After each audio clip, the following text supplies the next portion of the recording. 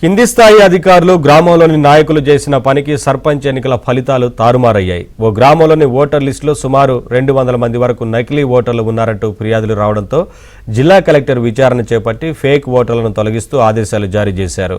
కొత్త voter list ప్రకారం ఎన్నికలు జరపాల్సి ఉండగా కింది స్థాయి అధికారులు పాత ఓటర్ లిస్టు ప్రకారమే ఎన్నికలు జరిపించడంతో వివాదం కోర్టు వరకు వెళ్లింది.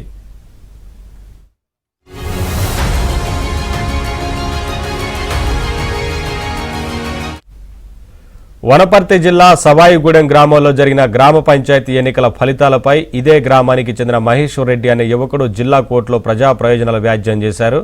అయితే ఓటర్ లిస్టులో అనేక అవకతవకలు జరిగాయని పేర్కొన్నాడు. గ్రామంలో లేనివారు, పెళ్లి చేసుకుని ఇతర ప్రాంతాలకు వెళ్లిన మహిళలు, గతంలో గ్రామంలో భిక్షాటన కోసం వచ్చి వెళ్లిన వారిని కూడా ఓటర్ లిస్టులో చేర్చారని పేర్కొన్నాడు. ఈ కేసును స్వీకరించిన కోర్టు జిల్లా ఎన్నికల అధికారి, ఆర్డీఓ, ఆర్ఓలను విచారణకు హాజరు కావాల్సిందిగా ఆదేశించింది.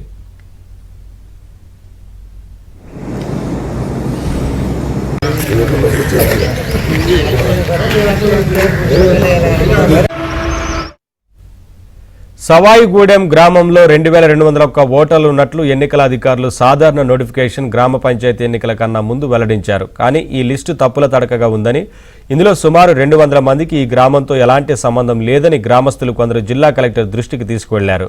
గత 30 ఏళ్ల క్రితం నుంచి ఇప్పటి వరకు పెళ్లి చేసుకుని ఇతర ప్రాంతాలకు వెళ్లిన మహిళలు, 40 ఏళ్ల క్రితం భిక్షాటన చేసి ఇప్పుడు ఇతర ప్రాంతాల్లో స్థిరపడిన వారిని సైతం ఓటర్లుగా నమోదు చేసినట్లు తెలిపారు.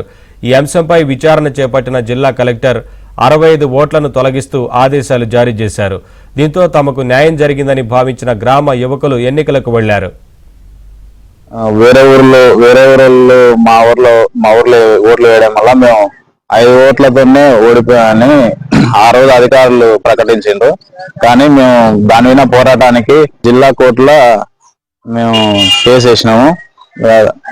అది మాకు సానుకూలంగా తీర్పు వస్తాయని మేము అనుకుంటున్నాం. ఎందుకంటే మాతోన పక్కా ఎవిడెన్స్లు ఉన్నాయి, అవి మేము కోర్టులో నిరూపిస్తాం. దాని ప్రకారం మేము ఖచ్చితంగా రేపు 8 తారీఖు విచారణ రావని ఆర్డీఓకు, ఆర్ఓ గారికి నోటీస్ పంపిండ్రు. రేపు శ్రీలత నా పేరు. సర్పంచ్ ఎలక్షన్ రోజు నాకు చాలా అన్యాయం జరిగింది. అసలుకి మా ఊరు ఓటర్ లిస్ట్ మొత్తం తప్పుల తడకగా ఉంది. మేము దీనిపై కలెక్టర్ గారికి, ఆర్డీఓ గారికి, ఎంఆర్ఓ గారికి అందరికి వినతి పత్రాలు ఇస్తున్నా కూడా ఏం స్పందించడం లేదు, దీనిపైన చర్యలు తీసుకోవడం లేదు.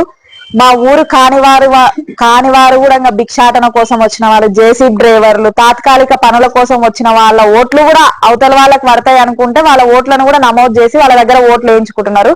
మా ఊర్లో వాళ్ళేమో నివసిస్తున్న వాళ్ళు ఇంటి ట్యాక్సులు ప్రతి ఒక్కటి పే చేస్తున్న వాళ్ళ ఓట్లు మాత్రం తొలగిస్తున్నారు. మాకు పడతాయి అనుకుంటే ఆ ఓట్లు వాళ్ళు తొలగిస్తారు, వాళ్ళకి పడతాయి అనుకుంటే సరే ఏ గ్రామంలో ఉన్న వాళ్ళ ఓట్లైనా తెచ్చి ఇక్కడ పెట్టుకొని వాళ్ళు వేయించుకుంటున్నారు. 65 మంది పేర్లు తొలగిస్తున్నట్లు మాకు ఎండోర్స్మెంట్ కాపీ ఇచ్చాడు.